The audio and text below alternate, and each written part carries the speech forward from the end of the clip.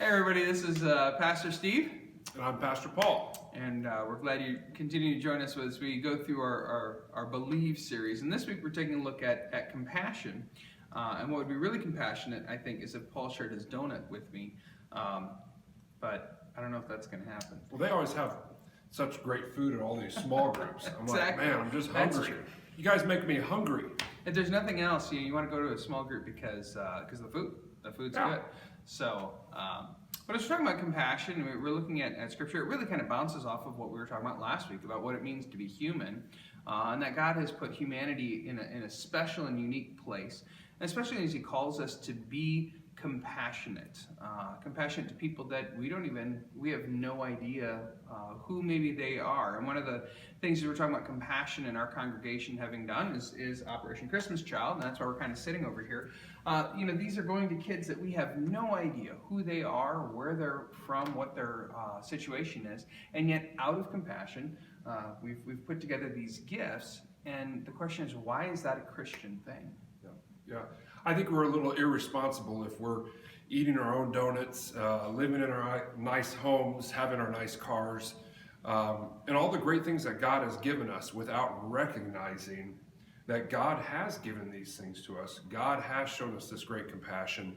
It's a little insulting, honestly, to God and really to others if we just take all that stuff and say, well, this is mine, and not have any compassion towards others that don't have those things. Well, and we read it time and again in the Old Testament, the people of Israel appeal to God's compassion. And God is compassionate, slow to anger, abounding in steadfast love. And these are characteristics of God.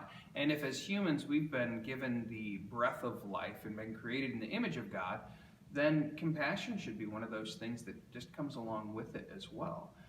And yet we struggle with that because we struggle with our own budgets, our own finances. Right. How do we pull that off when we want to be compassionate and yet financially we struggle with that?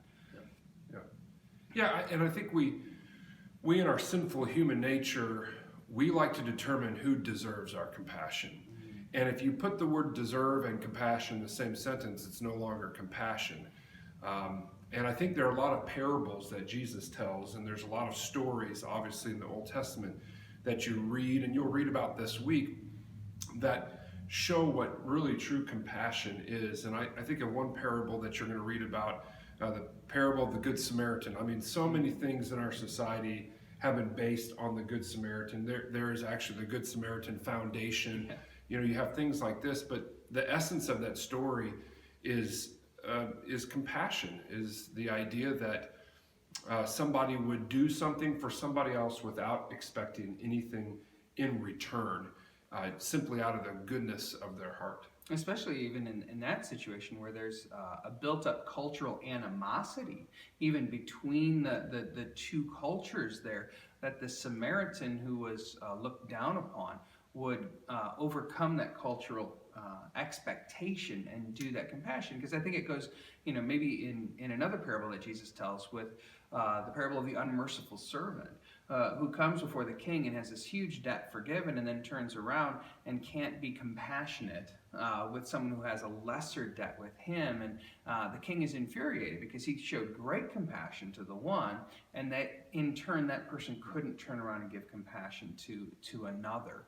And that's what God calls us to be. When we really understand God's love for us, we turn around and we just naturally have to pour that out to other people. Right. And I think the essence of this, where you really get this, where you really see this, is in the gospel. And I think the more you understand the gospel, the more you understand the need for compassion, because you've been shown such great compassion. I think that's the whole point. Jesus takes it to the extent that he talks about at the end of all time, there's the separation of the sheep and the goats. And I think that you can look at that and you can say, oh, this is a law. This is something we have to do. If we don't do this, we're really in trouble. I don't think that's Jesus's point. I think Jesus's point is to say, look, this is how much you've been shown compassion. This is how much God has loved you.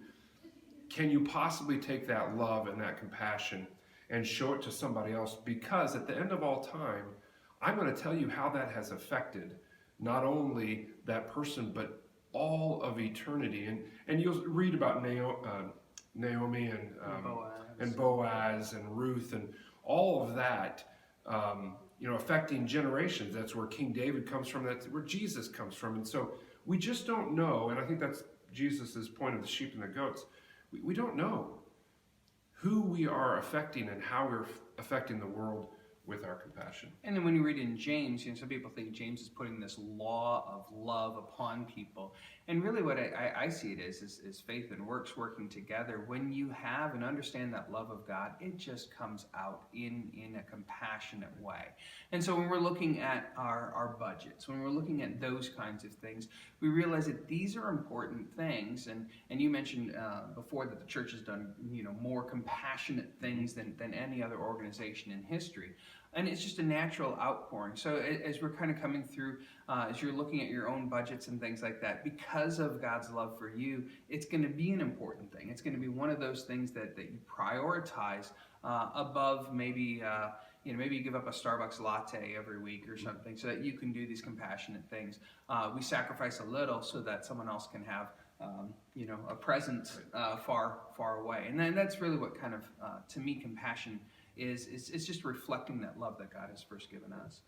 Right. Let me lick my fingers on that donut that I did not share with you. You didn't. I'm a little hurt, but Paul knows there's more donuts in the office. That's right. There's more. He can get plenty of them because it's Pastor Appreciation Month. We're filming this, and so there's plenty of donuts, which is great. And just reflecting on what Pastor Steve was talking about with our questions that we have in our small group guides. I think question number 4 on page 71 is a great one to maybe spend a little time on, which asks, in what ways can debt and financial stress hinder compassionate generosity? What would it look like to strategically budget so that an individual is equipped to act generously in times of need and injustice? Yeah. And hey, look, that's a serious, important question to ask. I think a lot of Christians, unfortunately, take their budget, take what God is giving them on a monthly basis and say, this is all about me. And I think that asking that question, saying, wait a second, how can I take what God has given me and be compassionate with it, is important for us to ask as Christians. And that really launches us into what we're going to be talking about next week as we talk about stewardship and handling the good things that God has blessed us with, because he is a compassionate God, abounding in steadfast love. And we just hope that you experience God's love this week, and especially as you continue to study his word as we continue on with the Believe series. Anything else? Well, I've always got lots. Well, yeah, that's a and we've got more question. Donuts, so we could just sit here and eat donuts the whole time. But Paul's going to show compassion and close his mouth so I can go get some donuts. So. Well, thanks for joining us, and we'll see you guys next time. See you later.